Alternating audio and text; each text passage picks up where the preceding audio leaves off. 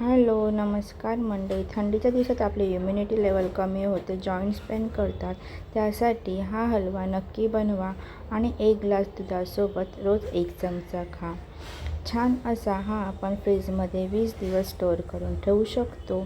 यासाठी आपण 1/4 कप डिंक घेतलेला आहे आणि हा डिंक आपल्याला मिक्सरमध्ये छान असा बारीक करून घ्यायचा आहे. छान असा बारीक झाल्याच्या नंतर आपल्याला काही ड्रायफ्रूट्स घ्यायचे आहेत.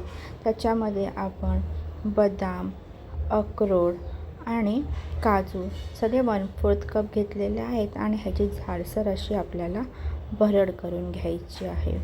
आता ही भरड झाल्याच्या नंतर आपल्याला पॅनमध्ये तूप गरम करायचं आहे 1 चमचा आणि मोठा 1 चमचा घेतलेला आहे मंडळी आणि छोटं असेल तर 3-4 चमचे घ्या.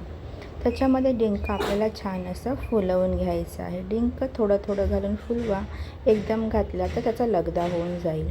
छान असं डिंक फुलल्याच्या नंतर आता आपल्याला ह्याच्यात दूध घालायचं आहे. दूध घातल्याच्या नंतर हे आपल्याला मिश्रण छान असं एकजीव होईपर्यंत ढवळत राहायचं आहे, नाहीतर दूध फाटण्याची शक्यता आहे. छान असं डिंक आणि दुधाचं मिश्रण एकजीव झालं, डिंक छान त्याच्यात वितळलं की आपल्याला ह्याच्यामध्ये डेसिकेटेड कोकोनट घालून घ्यायचं आहे अर्धा कप आणि जी आपण ड्रायफ्रूट्सची भरड केली होती ती पण ह्याच्यात घालून छान असं मिश्रण एकजीव करायचं आहे. 3/4 कप आपल्याला गूळ घालायचा आहे आणि छान असं मिश्रण हलवून घ्यायचं आहे. छान असं मिश्रण हलवून झाल्याच्या नंतर ह्याच्यामध्ये तुम्हाला जर कुठले सीड्स घालायचे असतील ते घाला आणि जिंजर पावडर, कार्डिमम पावडर, नगमेड म्हणजेच काही जायफळ, वेलची आणि आल्याची पावडर घालून छान असं मिक्स करून घ्या.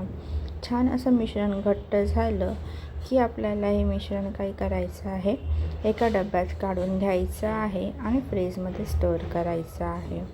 आता तुम्हाला मंडळी जर माझ्या रेसिपीज आवडत असतील तर प्लीज आपल्या चॅनलला लाईक, शेअर आणि सबस्क्राईब करायला विसरू नका.